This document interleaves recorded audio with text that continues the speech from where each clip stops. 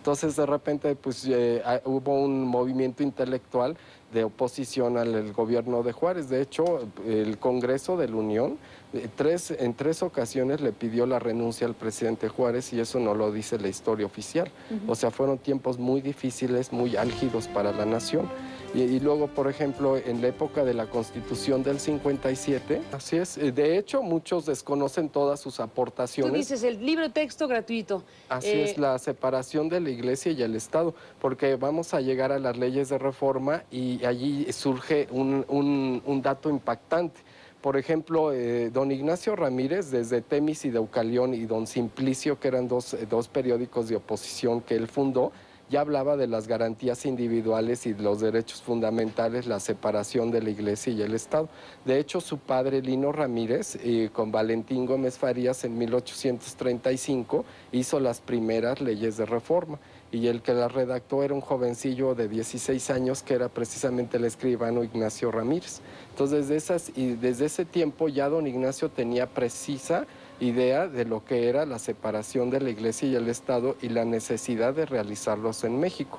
Entonces, cuando llegó los debates de la Constitución del 57, él llegó como diputado al Congreso por el estado de Sinaloa, pero causó una consternación con sus ideas impresionantes. Por ejemplo, el primero decía la igualdad del hombre y la mujer, y entonces toda el ala conservadora de la Cámara gritaba: pecado mortal, ¿cómo va a ser el hombre y la mujer igual si la mujer viene de una costilla del hombre, ¿no? Entonces salían a la catedral con los documentos para que hicieran la contrarreforma, etcétera, ¿no? Luego llegó y dijo: todos los niños tienen que estudiar y debe de ser obligatoria la educación laica y gratuita, y los padres tienen la obligación de llevar a sus hijos, cuando sus posibilidades económicas así lo presenten o sean posibles, a que se cultiven y se eduquen.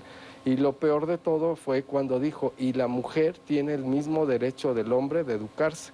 De hecho, si en ese tiempo no era ciudadana la mujer, entonces consideraba que si por lo menos la Constitución no le daba el grado de mujer a la mujer de ciudadana, por lo menos que fueran eruditas en todas las ciencias y maestras en la vida. Entonces él empujó muchísimo y sí se logró que estudiaran hombres y mujeres. En este libro, Emilio Arellano, donde se da a conocer lo que se extirpó, digamos, de la memoria nacional a partir de lo que acabas de decir, ¿qué es lo que te impacta más? ¿Qué revelación, qué asunto o situación hizo que Porfirio Díaz argumentara que pondrían en riesgo pues las condiciones de paz nacional, o no sé cuál sería la argumentación para censurar una biografía como la del Altamirano? Pues de hecho hay documentos muy fuertes en ese libro. Por ejemplo, la historia oficial, bueno, don Ignacio Ramírez, en nigromante, llegó a Veracruz en 1861, cuando estaba lo más álgido de las leyes de reforma. Entonces se iban a preparar el proyecto de las leyes de reforma y así se hizo, pero don Ignacio se opuso. Dijo: de ninguna manera, esto no está bien hecho. Los volvió a redactar, se le entregaron al presidente Juárez y los publicaron por el diario de ese tiempo, lo que se llamaría el diario oficial, Benito Juárez y Melchor Ocampo. Entonces la historia oficial, muy cómoda, dijo: pues fueron las leyes de reforma de Melchor Ocampo y de Benito Juárez, y no, el que la redactó, ahí vienen los textos. ¿La versión final? La versión final eran de don Ignacio Ramírez, pero Ignacio Ramírez desde la Constitución del 57 criticó muchísimo a Francisco Zarco y a José María Iglesias, eso que habían sido sus discípulos, y les dijo que le daba mucha vergüenza que la Constitución que habían redactado dijera: en el nombre de Dios, los mexicanos nos damos esta Constitución, y don Ignacio suprimió ese párrafo y dijo: el pueblo soberano mexicano se otorga esta Constitución, porque no podemos empezar a mandarnos los mexicanos con una carta magna diciendo mentiras. Así, entonces se armó una polémica impresionante. Entonces decía él que la separación de la Iglesia y el Estado no era porque fuera mala la religión, sino porque era una misión epistolar para el pueblo mexicano salir adelante, y era una necesidad de las sectas religiosas dedicarse a la materia espiritual, y que los religiosos eran pésimos políticos, ¿no? Entonces, cada vez que habían intervenido en la historia de México había acabado en un desastre. Y aquí vienen los textos Así es. Que modifican los textos originales, o sea, los textos definitivos que dieron origen a la Constitución y que modifican los textos originales. Y de las leyes de reforma también, porque están de puño y letra de él. Pero todavía lo que más llama la atención es la ingratitud, por ejemplo, de Porfirio Díaz en ese sentido, porque, por ejemplo, don Ignacio Ramírez, él lo apoyó siempre y lo consideró un gran amigo, etcétera. Y ya después como que el poder generalmente los mantiene como en un limbo intelectual o algo, y ya obviamente Porfirio Díaz quería tranquilidad, ya no quería polémicas y ya se suprimieron. Pero, por ejemplo, en ese libro hay un documento muy impactante que es la carta que el clero le obligó a firmar a Porfirio Díaz, renunciando a la Constitución del 57, negarse masón y a las leyes de reforma, con tal de que se le diera la extrema unción a su primera esposa, Delfina Ortega. Y ese tipo de documentos, por eso no querían que fuera divulgado. Por ejemplo, aquí está la carta. Porfirio Díaz no estaba interesado que los mexicanos supieran que firmó esta carta. De hecho, ya se había dado una negociación entre el clero y Porfirio Díaz para mantener una estabilidad social, y obviamente él se negara masón a las leyes de reforma y a la Constitución del 57.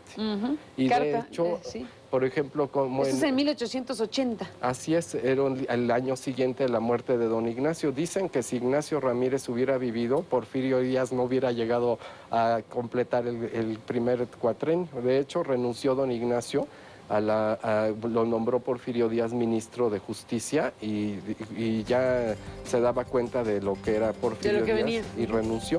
Por ejemplo, aquí también hay un documento... Déjame hacer una pausa y nos cuentas de ese documento. ¿Sí? Ahorita regresamos. ¿Cómo no? Bueno, regresamos con esta conversación. Ya se nos acabó el tiempo y bueno, nos va a faltar mucho para seguir escuchando a Emilio Arellano de estos hallazgos, no hallazgos, sino esta decisión de la familia del nigromante de las memorias prohibidas de Ignacio Ramírez. Nos ibas a contar una carta para ir cerrando, que nos muestra precisamente parte de cómo todavía, muchos años después, se le seguía rindiendo... sí, incluso aquí había una esquela de defunción, bueno, se le hacían unas misas sagradas, etcétera, a este Maximiliano de Habsburgo, todavía después de 50 años de fallecido. Entonces había sectas todavía que lo consideraban en contra de los gobiernos constitucionales y legítimos de México. Consideraban todavía a Maximiliano de Habsburgo como emperador de México.